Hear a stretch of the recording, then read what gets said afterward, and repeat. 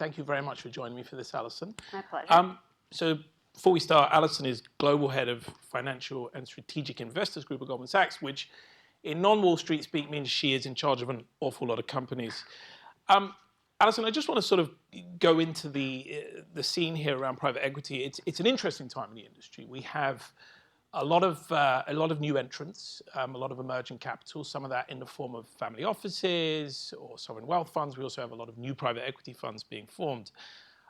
We also have the traditional sort of large cap private equity firms going through some sort of transitional moment, new managers, new generation, some new considerations within that, whether it's stuff around ESG or recruitment that we're seeing change. But where I want to start is with the issue of dry powder, because, and you can see we've got the chart up now on the screen, dry powder has been sort of increasing through the cycle. I think we're now at record levels, about 2 trillion if you add the potential leverage on that. What are they waiting for, the sponsors, to spend? Well, it's interesting you ask the question that way because we don't see them waiting at all. I mean, candidly, post-crisis, the private equity industry has really done a tremendous amount of investing at a very rapid pace. In fact, I think I heard a stat that in 2017, they put over $200 billion of equity to work.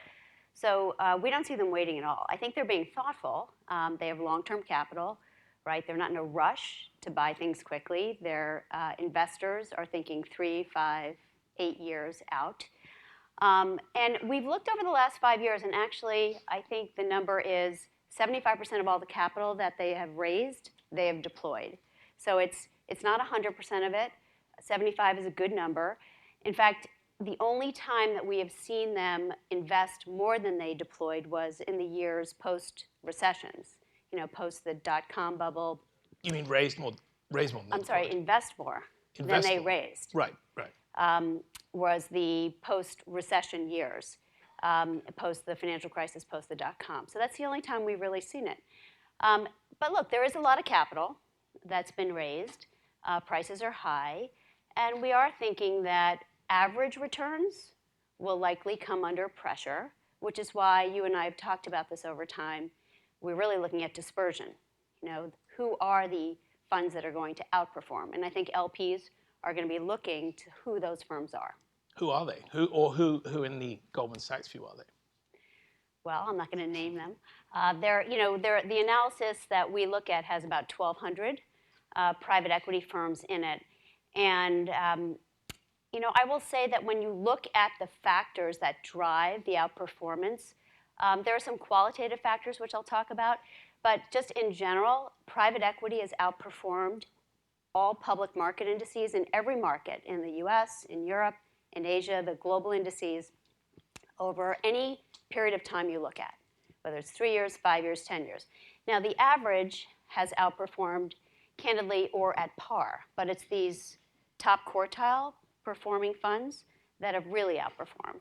Okay, so without naming names or naming the sort of winners and losers, what are some common themes that you would see among those who have consistently outperformed? Because, and I think, again, we have a chart for this, but the delta between the sort of best performing private equity firms and the public market returns has come in quite a lot. So what do you see that kind of keeps some firms above that public market return and some below? Well, first let me say, before I tell you what criteria we see, that it's not an exact science, right?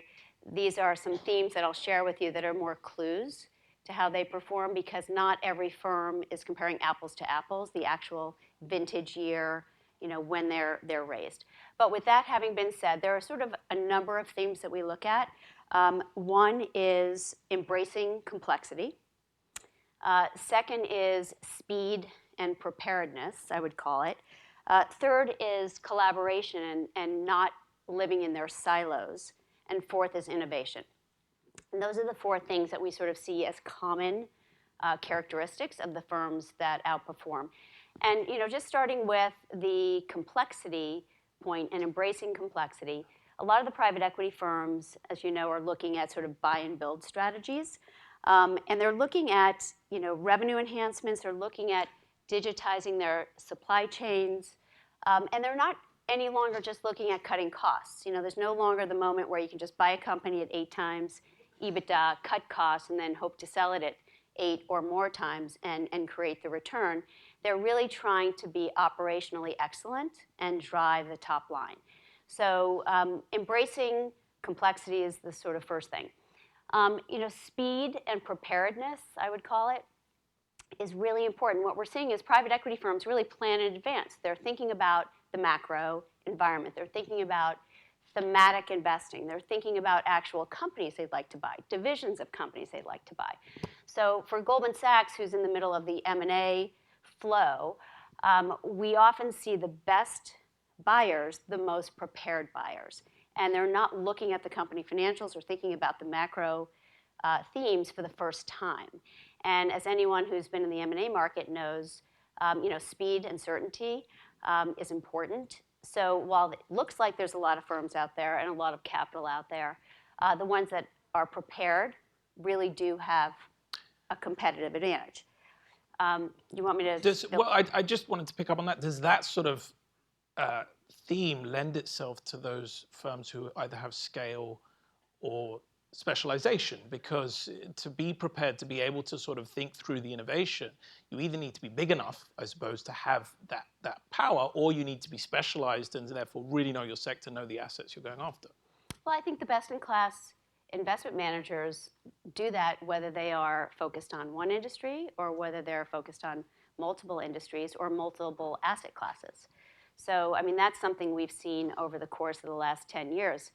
The best originators are firms, are people who are in those firms who go out and meet the companies that they think they want to own. So when something comes to market, so to speak, and there's a process, they already know the CEO. They've already met with the management team, and they already have a point of view. So that's my point about, preparedness. And the siloization or lack thereof is really important as well. I mean, no longer is it the artisanal craft of just sitting at your desk and deciding what deal you want to buy with your, in your silo. I think the best-in-class private equity firms collaborate. They collaborate across industry groups. They collaborate sharing technology and sharing macro views. And then lastly, innovation. I think they're very open-minded. And, it used to be that people who performed well would say, I'm very good at this strategy, so I'm going to stick to my knitting. I'm not going to diversify into other asset classes. And I think we're in an environment today, if you stick to your knitting, you're going to be lapped by your competition. Now, this leads me on nicely to a comment that one of your colleagues made recently, Chris Kojima, you work with, I know, very closely on a lot of these things. So he said, as a signal to predict future outcomes, we found that historical track records in private equity are really an incomplete signal. So what should LPs be looking at when they are trying to pick the next generation of good managers? Well, Chris actually has written a very interesting piece that he's continuing to work on this summer called, it's about managerial alpha. And I love that term. And what he's talking about is the business of the business and which firms are investing in their people, in their technology. People are looking at, having professional investor relations. People are looking at having professional communications. And it's all about forward thinking. And his view is if you're an LP and going to invest for 10 years in a GP, then they better be thinking about what they're going to be doing in 2025 and 2030, right? You don't want them just thinking about what's going to happen in the next quarter or in the next 6 months. So forward thinking is important, and sort of that's what he thinks about in the managerial alpha. A question around that. We are in this environment, as I said at the beginning, where it's so rich for fundraising. It seems a lot of people are able to go out and raise not just pools of capital, but very, very significant pools of capital. With that in mind, is there a risk that at the sort of sponsor level, there's so much focus on hiring the right talent, making sure you're leveraged for the next generation of sort of operational expertise and people to go out and acquire, but you maybe don't necessarily have the best people in to actually raise funds? Because at the moment, it's almost a given that you can go out and raise significant capital. Look, I think the human element of these firms is becoming much more important.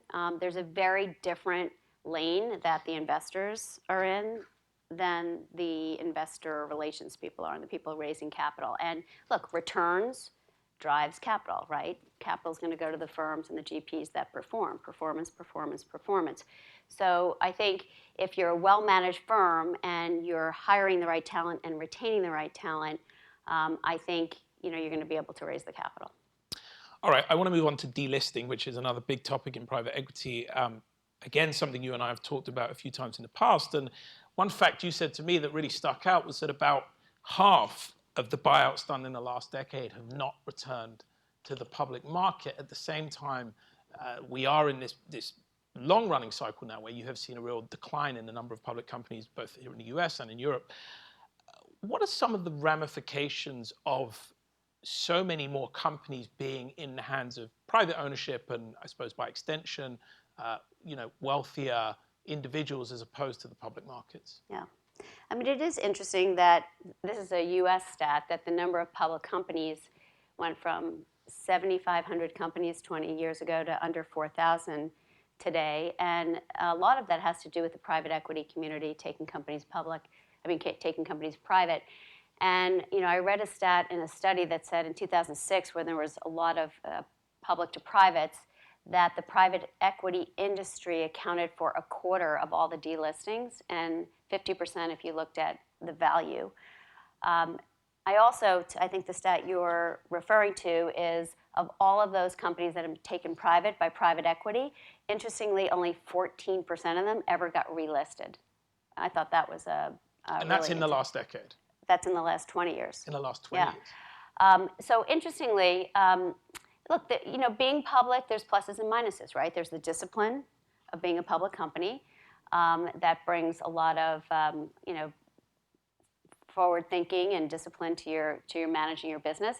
But look, it's also expensive in Sarbanes-Oxley world to be public. But there's also access with being a public. I mean, as a public company, it gives investors who aren't necessarily of the size or ability who can go and invest in private equity in that market. It gives investors access to these companies as well as you say, there are different responsibilities and disciplines coming with it. So I guess the question is, is it a concern that so many companies are falling under private ownership and that trend, long-running trend does seem to be only going in one direction?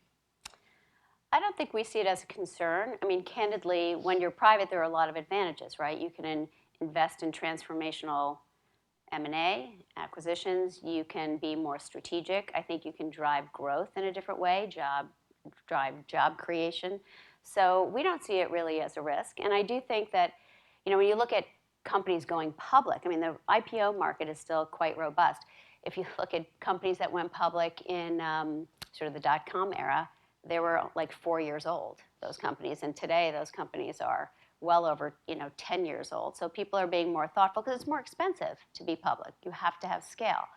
But we don't see it as really a risk to the market. A lot of them, I suppose, don't exist as well, those companies that, they didn't make it to 4. On the question of being in the public market, we heard from Leon Black this morning lamenting to some extent the fact that shareholders don't necessarily understand the private equity model, don't know how to value it. It to me raised a really interesting question about what is the responsibility of, if someone like Blackstone becoming a C Corp, what is their responsibility then? Because there is some dissonance between what's good for the shareholder and what's good for the LP. So how do they manage that? And is it ever a good idea for a big private equity fund to be public? Well, the first thing I'll say is I've never heard a CEO think that his or her company was valued as well as it should be. And I know that for a fact. That's another reason to be private. Yeah, exactly. Look, it's always a balance, right? We have to think about, Goldman Sachs, have to think about total shareholder return. We also have to think about our clients. We also have LPs in our funds. So it's a balance. And I think all of these alternative asset management firms that have gone public are trying to walk that walk and balance those constituents. But I think for the most part, they do a really good job. Okay. I want to talk about financing, which is a topic that certainly my industry is very, very interested in. And I guess there's, to some extent, always people trying to call, how close are we to the next crisis? And they look at the financing, they look at leverage levels as a sort of indicator of that. And I read some stuff before we did this that sort of interested me. One of the facts that jumped out was that, the number of deals being done at 7 times or above is up 40% since Trump took over. And the average US LBO multiple is now 11 times, which seems relatively high to me.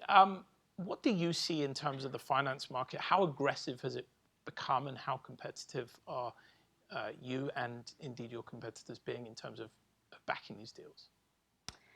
Well, I mean, you're right. The market's expensive, right? The public market, candidly, is more expensive than these LBOs. I think the S&P EBITDA is over 12 times. So I think the multiples of LBOs are actually lower, as you said. And in the first 5 months of this year, I think it's been closer to 10.3 times. Look, leverage levels are high. They've been high for some period of time, but these are strong companies that are being financed, and they have cash flows that warrant that kind of leverage. And there's much more equity being put in buyouts today than ever before. So, when I think about what was done 20 years ago and even 30 years ago, and the percentage of equity, and you look at the charts, the percentage of equity has gone up, way more than the percentage of debt. So I think the market's going to withstand it all. And at these rates, you understand why, if you're driving for PE returns, you want it to take the maximum leverage that you can. And one lever that, as you mentioned, they have now is a lot more of these acquisitions are being done with a kind of buy and build strategy in mind. You buy an asset, you're going to roll up at least a part of an industry using it. Is that something that's being baked into financing today? So you have the lending at whatever multiple it is, you have covenant light, but you also have some firepower to go out and do a number of acquisitions. Yeah, I mean, buy and build is not new, right? Buy and build has been part of this industry since the beginning. But I will say that it is more prevalent. Someone told me that half of the M&A done for private equity is now add-on acquisitions. 10 years ago, it was 30%. So it is that true for Goldman? Like, that's what you would be seeing from your seat as well? This is the market, yes. And we're a pretty good proxy for the market because we're fortunate to have a very robust franchise in the private equity world. So yes, I think the financings that we see and the papers along with those financings often do have accordion features so that you can add on acquisitions.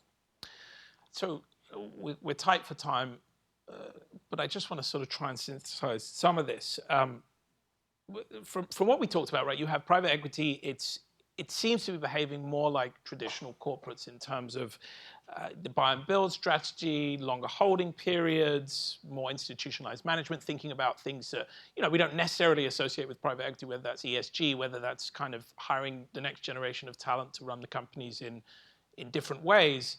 At the same time, and the chart that we had up shows this, that the delta between private equity returns, even the best private equity returns in the public market, has come in over the cycle.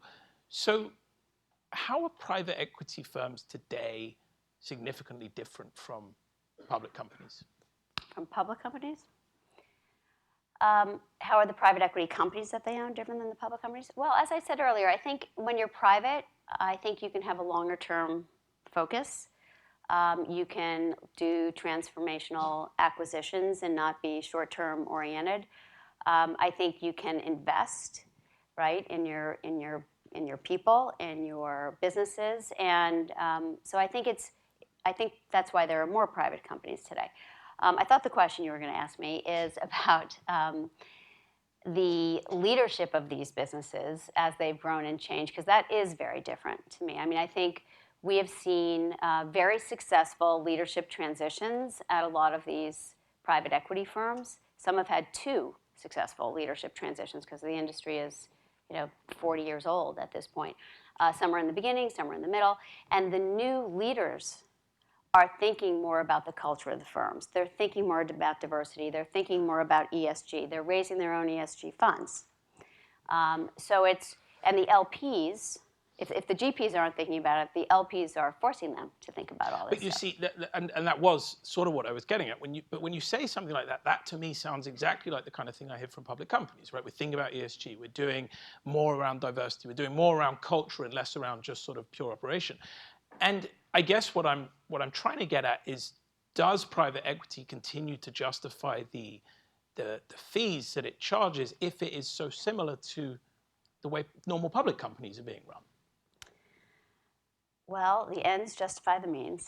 And, as I said, I'll sort of end where I started, which is private equity returns have outperformed all public market indices over any period of time you look at, over every geography you look at. So if they're still going to generate outsized returns, and on average, as I said, even at par, they still should justify the LP investment.